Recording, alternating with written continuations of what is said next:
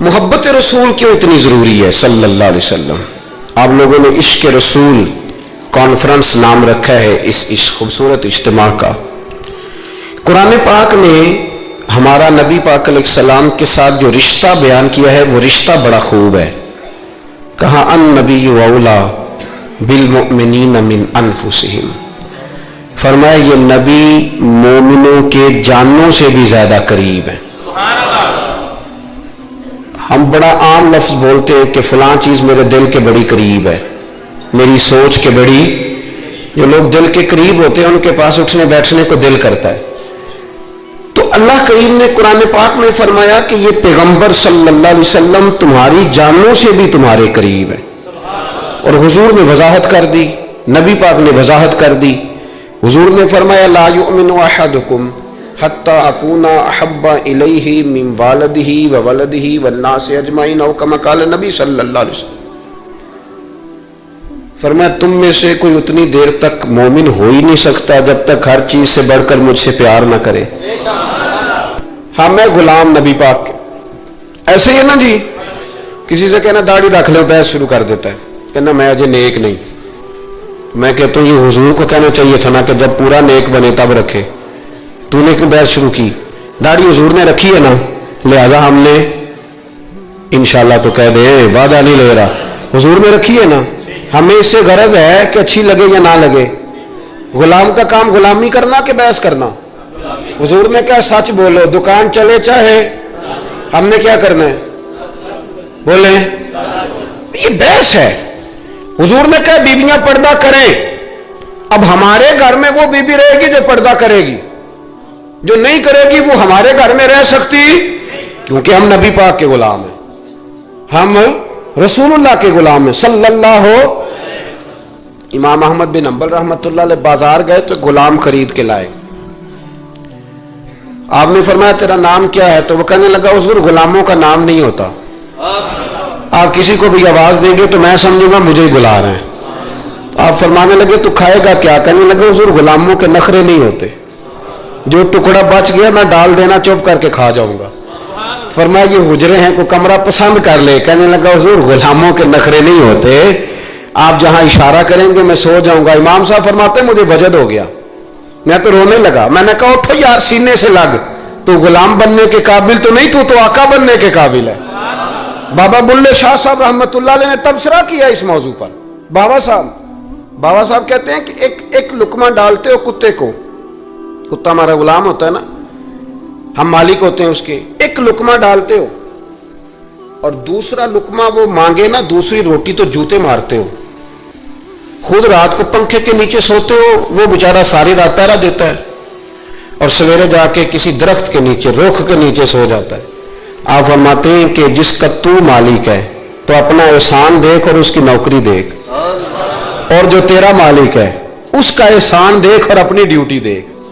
خود تو بہانے کیا کہتے ہیں بابا صاحب کہتے ہیں راتی جاگے تے شیخ صداویں تے راتی جاگ دے کتے، تیتھوں اتے مالک دا در مول نہ چھڑ دے، پاویں مارو 100 جتے، تیتھوں اتے ایک برکی دا قدر پچھانن، پاویں مالک ہو ون ستے، تیتھوں اتے رکھا سکھا کھا، دنے جا رکھاں وچ ستے، تیتھوں اتے اٹھ بلیا چل یار منا لے نہیں تے بازی لے گئے نہیں کتے، اٹھ بلیا چل یار منا لے نہیں تے بازی لے گئے۔ وہ تو آگے گزر جائیں گے اس طرح، اور تو اشرف المخلوقات ہے۔ تھوڑا خیال کریں، ایک صحابی تھے حضرت ابو جندل رضی اللہ تعالی، ہماری محبت رسول صلی اللہ علیہ وسلم بحثوں میں رہ گئی، بحثوں میں اتنے کمزور ہیں ہم کہ آج تک بحث کر رہے ہیں، آج تک کہ حضور پہ درود کون سا پڑھنا چاہیے۔ خدا کے بندے جس کو محبت ہوتی ہے نا وہ بحث نہیں کرتا، وہ درود پڑھتا ہے۔ درود و سلام پڑھنے والے کم میں، مسئلہ پوچھنے والے زیادہ ہیں، آپ یقین کریں۔ یا رسول اللہ کا نعرہ لگانے والے جوش کے ساتھ وہ تو چند ملتے ہیں علاقے میں، اور اس پر دلائل لینے والا سارا شہر ہے۔ خدا کا خوف کریں، عمل کریں۔ دین کو بحث کرنے نہیں آیا کہ ہر موضوع پر بحث کریں، فیس بک پہ اپنی رائے کا اظہار کریں۔ دین بحث کے لیے نہیں آیا، اسے موضوع بحث نہ بناؤ، یہ عمل کرنے کے لیے، اس پر عمل کریں۔ حضرت ابو جندل رضی اللہ تعالیٰ عنہ हुजूर हुदैबिया तक तशरीफ लाए नबी करीम अलैहिस्सलाम। उधर से हजरत अबू जंदल जो थे ये वो दलेर सहाबी थे कि इनके वालिद ने इन्हें जंजीरों से बांधा हुआ था, हाथ में भी जंजीरें थी, पैरों में भी जंजीरें थी, और इनका बाप रोज डंडों से मारता था। इन्हें पता चल गया कि नबी पाक सल्लल्लाहु अलैहि वसल्लम ये हुदैबिया तक आ गए। हजरत अबू जंदल कमरे में कैद थे, बाप और भाई ने कैद किया हुआ था। उन्होंने ना अपना सर मार मार के ना खिड़की को तो खिड़की तोड़ी। डॉक्टर अहमद अब्दुल रज़ाक ने सीरतुन नबविय्या में लिखा है, खिड़की तोड़ के बाहर आए। दीगर किताबों में भी है ये रवायत। बाहर आए ना जब, तो हजरत मौला अली शेर खुदा फरमाते हैं हमने ना हुदैबिया की शराइत लिख ली थी। उन शराइत में एक शर्त ये थी कि मक्के से जो शख्स आएगा हुजूर साथ नहीं ले जाएंगे, और वहां भी जाएगा तो पनाह नहीं देंगे, और अगर मदीने का को वहां चला गया तो वो वापस नहीं करेंगे। उस वक्त तो ये शर्त बड़ी कमजोर लगती थी, पर सबसे ज्यादा फायदा इसी शर्त ने इस्लाम को अता फरमाया। इसलिए कि जो आदमी मक्के से आता था उसे पता था मदीने तो हुजूर के पास रह नहीं सकता, हुजूर ने वादा कर लिया, मक्के वापस जा नहीं सकते थे। वो किसी तीसरे शहर में जाके बैठता था, तो सहाबी जब तीसरे शहर में बैठते थे तो सारे का सारा शहर ही मुसलमान हो जाता था। इस शर्त की बरकत से कई कई शहरों तक दीन फैल गया। हजरत अबू जंदल कैद थे, उनके वालिद ने भाई ने कैद किया हुआ था। ये खिड़की तोड़ करके आए। मेरे दोस्तों, जब हुदैबिया में पहुंचे तो हजरत अली कहते हैं जिस रास्ते से ये चल के आए थे, क्योंकि पैरों में जंजीरें थी, तो जहां से चल के आ रहे थे खून बहता आ रहा था, खून बहता आ रहा था। फरमाते हैं आके हुजूर के सामने खड़े हुए तो बड़े दर्द से रोए, बड़े दर्द से, या रसूलल्लाह मुझे छोड़ के न जाइएगा, मेरा बाप डंडों से मारता है, तू मुझे बता बाप कभी ऐसे छोड़ के चला जाए और मुर्शद छोड़ के चला जाए तो कुछ चीज बाकी रहती है। लेकिन इश्क जब सच्चा होता है तो मैं शुरू में कह चुका, फिर महबूब पे गुस्सा नहीं आता, फिर कोई बात ऐसी नहीं होती जो दिल में रह जाए। मेरे करीम रसूल सल्लल्लाहु ताला अलैहि वसल्लम के सामने दर्द से रोए, या रसूलल्लाह छोड़ के ना जाइएगा, हुजूर ये देखे मेरा बाप मुझे डंडों से मारता है। हजरत अली कहते हैं कि चूंकि मुआहिदा तय हो गया था, अभी दस्तखत नहीं हुए थे, हमारा दिल कर रहा था कि हुजूर इजाजत दें तो हम इन काफिरों के परखचे बखेर दे, इतना भी कोई जुल्म करता है। लेकिन कहते हैं हुजूर उठे, हजरत अबू जंदल का सर महबूब ने अपने कंधे पे रखा। जनाब अबू जंदल भी खोल के रोए, एक बारी मेरी अखियां चो उन्होंने अथरू पूंजे सन, हूं तो चस्का पै गया रोने का, तो हर वेले आहो जारी दा। कहते खुल के रोए हजरत अबू जंदल का हुजूर मुझे छोड़ के ना जाइएगा। जब वो रो रहे थे तो अबू सुफियान उठे, कहा आपने वादा कर लिया, ले जा नहीं सकते। एक सहाबी ने कहा भी तो दस्तखत नहीं हुए, कहा नहीं फिर हम तोड़ते हैं मुआहिदा। सुनना बात, गौर करना, अकल कहां तक इंसान को परेशान करती है और मोहब्बत उसे कितना सलीका सिखाती है, कितनी इताअत और इत्तिबा सिखाती है। नबी करीम अलैहिस्सलाम ने ना हजरत अबू जंदल को तसल्ली दी, और फिर हुजूर ने थपकी दे के ना कंधे पे फरमाया तेरा थोड़ा सा इम्तिहान रह गया है। दिल पे हाथ रख के बताना काम बड़ा मुश्किल है, तेरा थोड़ा सा इम्तिहान रह गया है। जनाब अबू जंदल को ये कह के हुजूर ने रुखे अनवर फेरा तो उनके वालिद ने गिरेबान से पकड़ा, खींच के ले गए और कहने लगे इनके साथ तुम माज़अल्लाह जाना चाहता था जो तुझे लेके नहीं गए, इनके साथ।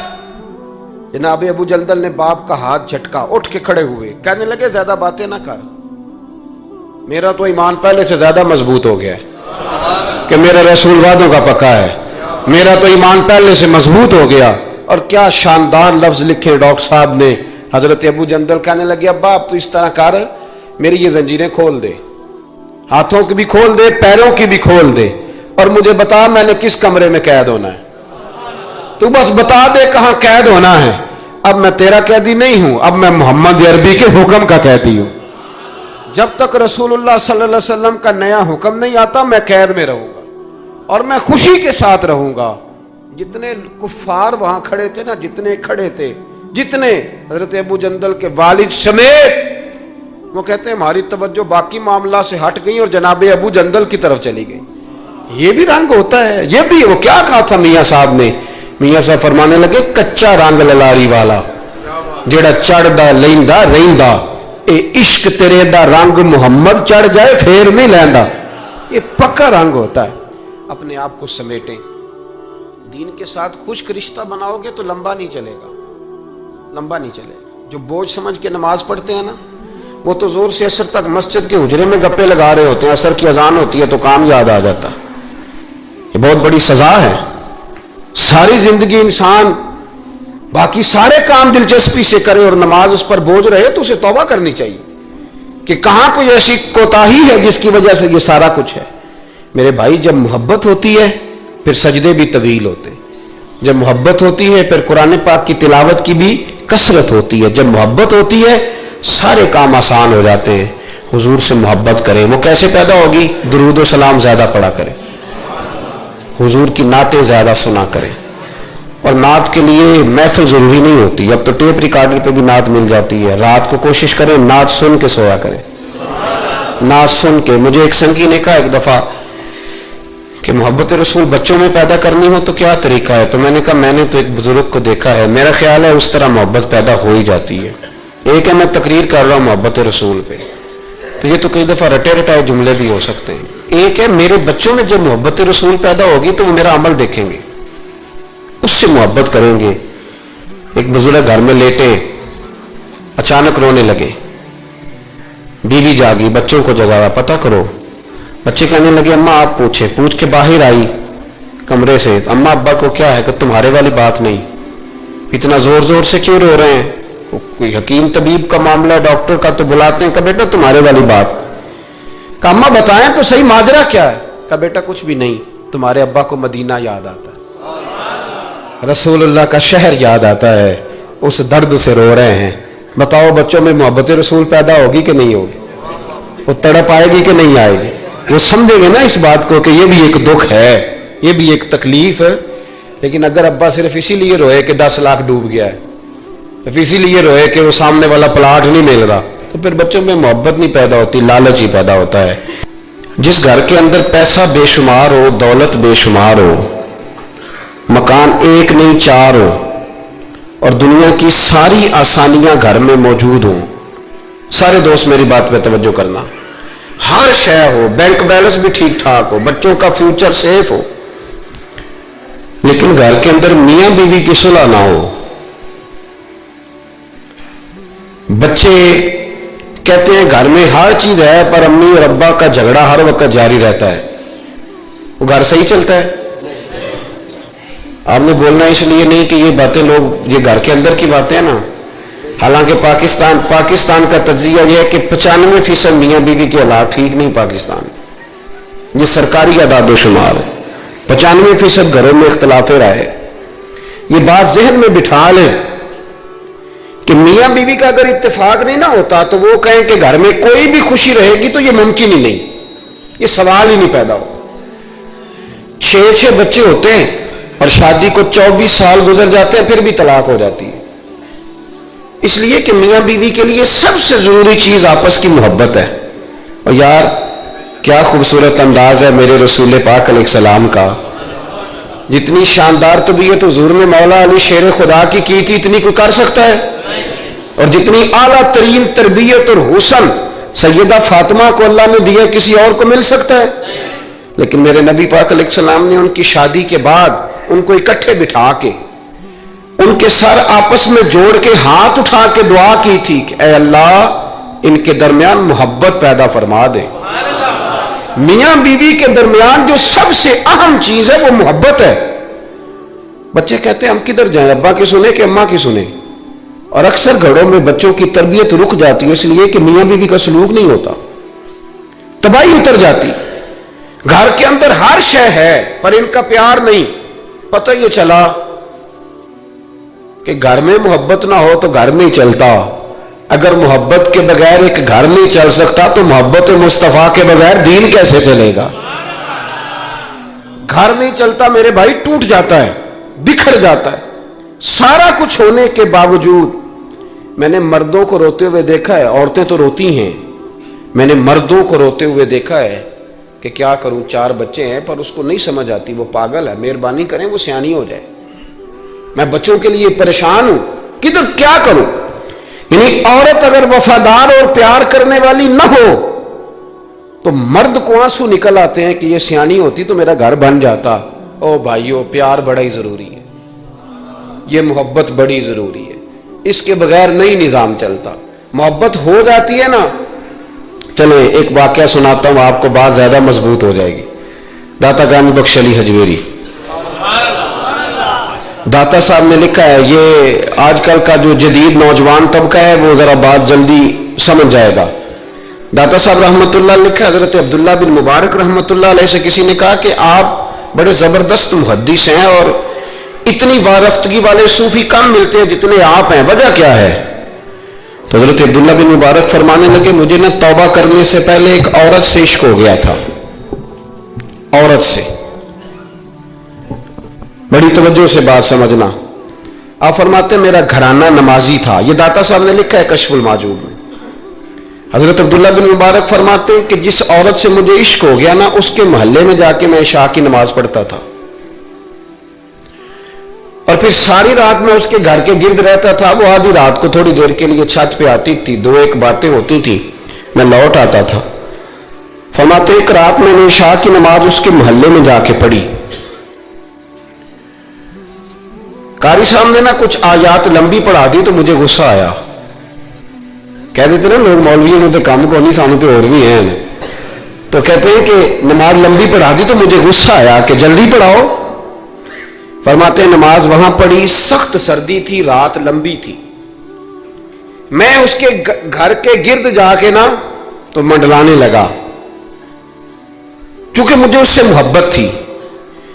فرماتے ہیں کہ 1 گھنٹہ 2 گھنٹے 4 گھنٹے 5 گھنٹے حتیٰ کہ سحری کا وقت ہو گیا، اور پھوٹنے لگی تو وہ نا بھاگتی بھاگتی چھت پہ آئی اور کہنے لگی کہ گھر میں رش بڑا ہے، مہمان زیادہ ہیں، آج بات نہیں ہو سکے گی. کہتے یہ لفظ کہتے وہ نیچے اتر گئی. جب میں وہاں سے واپس نکلا تو فجر کی اذان شروع ہو گئی. یوں سمجھ لیں کہ 13 گھنٹے 14 گھنٹے بیت گئے. حضرت عبداللہ بن مبارک فرماتے اچانک نہ میں نے اپنے دل پہ توجہ کی. ساری رات وہ آئی نہیں تھی پر مجھے اس پہ غصہ بھی کوئی نہیں آیا، مجھے وہ بری بھی نہیں لگی. ساری رات اس نے کھڑا رکھا لیکن میرے دل سے اتری بھی نہیں. کوئی نہیں سمجھ آئی آپ کو میری بات؟ فرماتے ہیں کہ پھر میں نے اپنے دل پہ توجہ کی تو مجھے سمجھ آئی کہ مجھے اس سے کھرا پیار ہے، سچا پیار ہے. یعنی اس نے آدھا جملہ کہا کہ میں مجبور ہوں تو میں نے اس سے مزید نہ قسم اٹھوائی نہ گواہ مانگے، میں اس کی وہ مجبوری بھی فوراً ہی مان گیا. تو جناب عبداللہ بن مبارک فرماتے ہیں کہ جب میں نے وضو کر کے مسجد میں جا کے 2 سنتیں پڑھی نا تو میرے اندر سے آواز آئی، عبداللہ اگر ایک بی بی کے لیے تو ساری رات کھڑا رہ سکتا ہے اور اس کی سخت بات سخت انتظار بھی تجھے غصہ نہیں دلاتا، اگر عورت کے عشق میں سارا کچھ ہو سکتا ہے تو رب رسول کے عشق میں بھی ہو سکتا ہے. پھر ان کی بتائی ہوئی تراویحاں تجھے غصہ نہیں دلائیں گی، پھر ان کا کہا ہوا روزہ تجھے غصہ، پھر تو یہ نہیں کہے گا کہ بڑا مشکل کام میں جی گرمیاں دے روزے نے. پھر تیری زبان سے کوئی لفظ، اس لیے کہ محبوب پر غصہ. وہ کسی اردو کے شاعر نے کہا تھا کہ اس نے کہا تھا عشق ایک ڈھونگ ہے، تو میں نے کہا تجھے عشق ہو خدا کرے، پھر کوئی تجھے اس سے جدا کرے، پھر تو اسے تسبیحوں پہ پڑا کرے، پھر تو گلی گلی پھرا کرے، پھر تو اسی کا نام جپا کرے، پھر میں کہوں کہ عشق ایک ڈھونگ ہے اور تو نہیں نہیں کہا کرے. ایک صاحب نے مجھے ایک دفعہ فون کیا، ہمارے سنگی ہیں، وکیل ہیں، بیوی ان کی پروفیسر ہیں. کہنے لگے جی آپ کے ایک بزرگ نے کہا ہے کہ صحابہ نبی پاک صلی اللہ علیہ وسلم کا بول مبارک پیشاب مبارک پی جاتے تھے.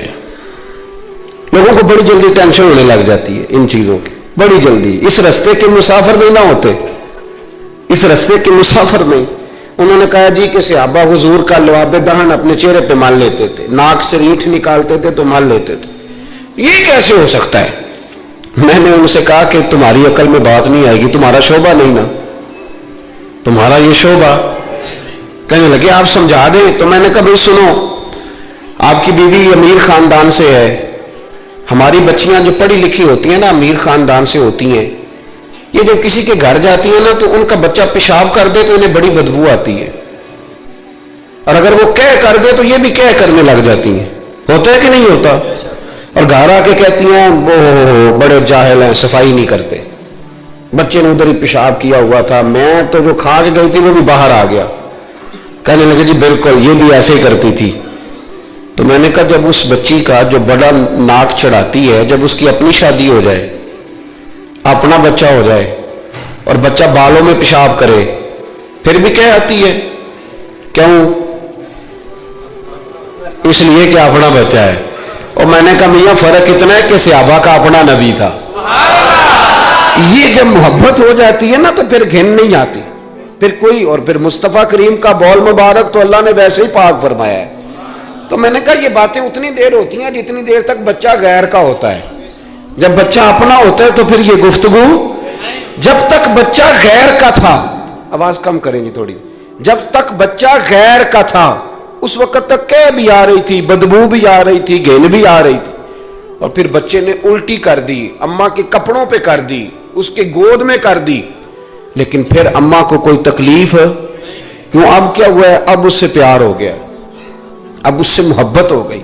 پھر بڑے بڑے سردار، یہ بخاری مسلم ہے، عروہ بن مسعود ثقفی ابھی غیر مسلم تھے، جب حدیبیہ کے مقام پہ آئے تو واپس جا کے انہوں نے پیغام مسلمانوں کو نہیں دیا، عالم کفر کو دیا، عالم کفر کو جا کے کہنے لگے کافروں مسلمانوں سے کبھی جنگ نہ کرنا۔ کہا کیوں؟ کہنے لگے میں حدیبیہ میں دیکھ کے آیا ہوں، اور میں کوئی بیوقوف آدمی نہیں، نادان نہیں کہ دیکھ کے آیا ہوں تو مطمئن ہو گیا ہوں، میں نے بڑے بڑے بادشاہ دیکھے ہوئے، میں سفیر ہوں، میں نے دنیا دیکھی ہے، لیکن جو تعظیم مصطفیٰ کریم کے غلام ان کی کرتے ہیں وہ میں نے کسی کو کرتے نہیں دیکھا، وہ میں نے نہیں دیکھا۔ کہا کیا دیکھ آئے ہو؟ یہاں تو ہمارے یہاں درود و سلام پڑھنے والے بھی غریب غریب لوگ رہ گئے ہیں۔ سنیں جی، آپ باتیں نہ کریں، بڑی مہربانی میری بات سنیں۔ ہمارے یہاں تو میلاد کے جھنڈے اٹھانے والے بھی غریب غریب لوگ رہ گئے ہیں، ناراض تو نہیں ہو گئے آپ حضرات؟ جلسے میں آنے والے بھی غریب لوگ، جلسہ کرانے والے بھی غریب لوگ، تگڑے لوگ بھی جلسہ کراتے ہیں پر کسی ایم این اے کا، وہ بھی جھنڈا لگاتے ہیں پجاروں پر کسی سیاسی جماعت کا، اپنے اپنے نصیب ہے نا۔ ساری زندگی جھوٹوں کے نعرے مارتے ہیں، سچے رسول کا نعرہ اللہ نے ہمیں عطا فرمایا ہے۔